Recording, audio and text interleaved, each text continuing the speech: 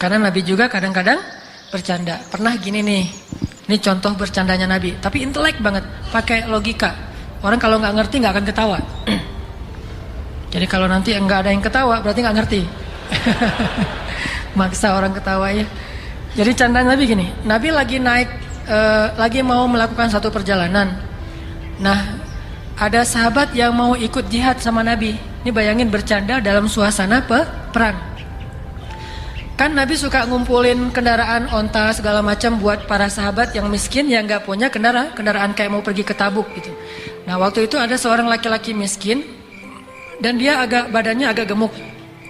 Dia bilang gini, ihmil nih ya Rasulullah bawain saya dong atau beri saya tunggangan dong Rasulullah, saya pengen berjihad tapi nggak punya tunggangan kalau bahasa kita. Cuman bahasa singkatnya ihmil nih ya Rasulullah, bawa saya Rasulullah, bawa saya. Kata Nabi, ya saya akan bawa kamu, tapi kami akan memberikan kamu anak onta. Kata Nabi, kami akan berikan kamu anak onta. Dia langsung, aduh gimana dong? Dia nggak bayangin, nanti kalau perjalanan jauh naiknya anak onta, saya lebih gede daripada anak ontanya. Gimana dong? Kan kasihan anak ontanya. Kan ada adegan tuh, dua orang, ini yang di Al-Fulailah 1001 malam, ayah sama anak naik keledai kan. Terus orang-orang bilang, aduh nggak berperi keledaian. Orang keledai dinaikin berdua, aduh nggak kasihan sama hewan. Oh gitu ya, akhirnya ayahnya turun, anaknya yang naik. Wah anak kurang ajar nih, ayahnya dibiarin jalan kaki, dia naik keledai. Oh gitu ya, akhirnya ayahnya naik, anaknya turun. Wah ayahnya nggak sayang sama anak, akhirnya dua-duanya turun. Wah ada keledai nggak dinaikin. Salah aja ya. Nah, dia ngebayangin, duh naik anak onta, sedangkan badan saya besar, perjalanan jauh. Ya Rasulullah gimana nih? Akhirnya Nabi tersenyum, para sahabat yang lain yang pintar-pintar senyum. Akhirnya Nabi bilang apa? Bukankah setiap onta itu adalah anak onta? Ini candanya Rasulullah SAW. Bukankah setiap onta itu adalah anak onta? Walaupun udah dewasa, tetap aja anak onta. Oh gitu. Tawa semuanya. Ini mau berangkat jihad loh. Nabi sempet-sempetnya godain sahabat yang badannya besar, pengen dapat kendaraan. Nabi bilang, ya udah kami kasih untuk kamu anak onta. Ya Rasulullah, anak onta? Bukankah setiap onta itu anak onta? Pada ketawa semuanya. Ini candanya Rasulullah. Gak seserius yang kita bayangin. Tetapi kalau waktunya serius, Nabi paling serius. Waktunya nangis, Nabi yang paling menangis dan takut kepada Allah. Intinya harus balance. Sifat Nabi itu sangat tawazun, sangat balance, sangat istimewa, sempurna. Ini candaan Nabi yang pertama. Ada lagi candaan Nabi yang terkenal tuh, sama seorang nenek kan datang kepada Nabi, ya Rasulullah doakanlah saya supaya masuk surga karena doamu mustajabah. Kata Nabi, tapi nggak ada perempuan, nggak ada nenek-nenek di dalam surga teh. Kata Nabi, gitu ya Rasulullah. Nabi nggak mau membiarkan dia lama-lama, ntar dia putus asa bunuh diri kan.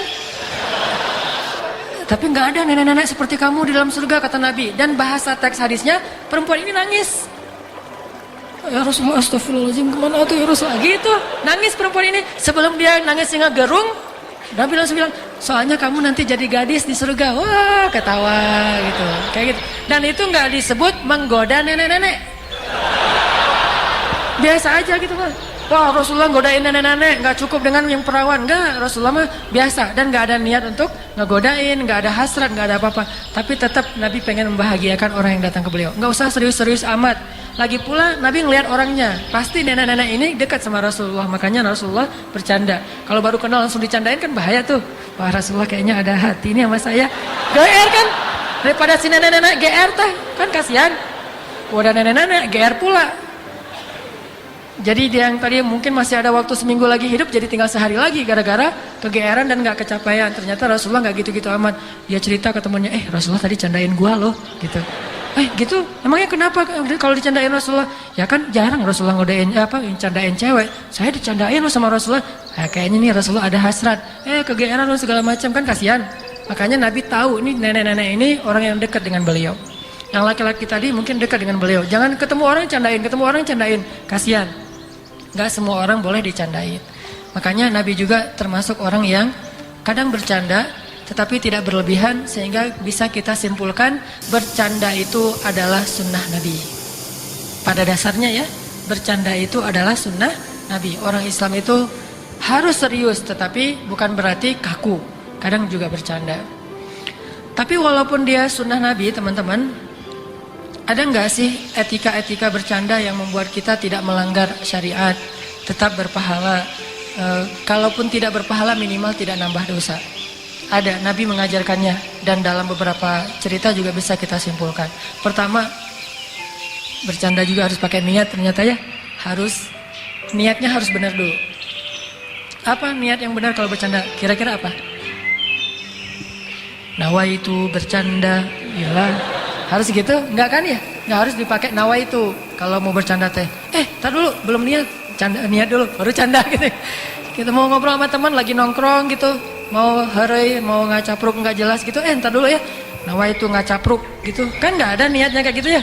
Dia nih maksud niat di sini adalah kita bercanda itu untuk membahagiakan hati orang lain. Karena Nabi bilang amal yang paling disukai Allah itu adalah sururun tudkhiluhu fi qulubil mu'min, membahagiakan hati seorang mukmin.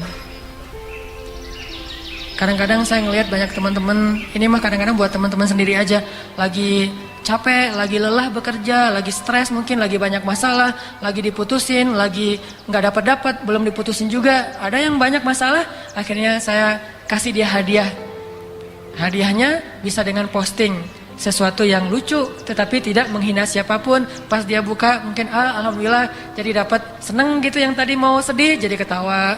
Itu sedekah, nyenengin hati teman kita. Sedekah, kita kirim video-video secara japri, video yang lucu-lucu gitu. Kayak kemarin saya ngeposting misalnya anak yang lagi di cukur tiba-tiba ngantuk, dan sebetulnya itu bukan video orang lain. Saya juga dulu suka kayak gitu kan. Ayah saya mah tukang syukur, setiap dicukur pasti saya tidur. Dan pas udah bangun tiba-tiba udah gundul. Nah itu kebiasaan saya dulu. Dan ternyata ada video yang lucu banget. Akhirnya saya share sehingga banyak yang komen, alhamdulillah terhibur Ustaz. Tadi udah ngantuk, tadi udah males, tadi udah hampir stres segala macam. Itu namanya membahagiakan hati seorang mukmin.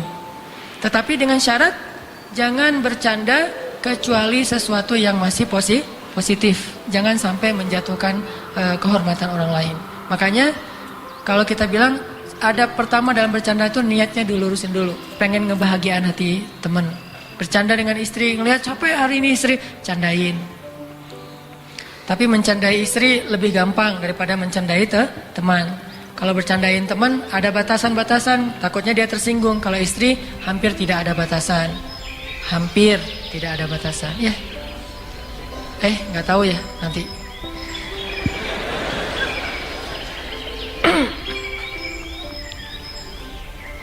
Terus niat bercanda itu apa? Selain menyenangkan hati teman kita, bercanda itu juga dalam Islam salah satu bentuk cara kita refreshing, cara kita mencari hiburan. Dalam Islam itu kita boleh banget mencari hiburan, bersenang-senang boleh selama tidak berlebihan.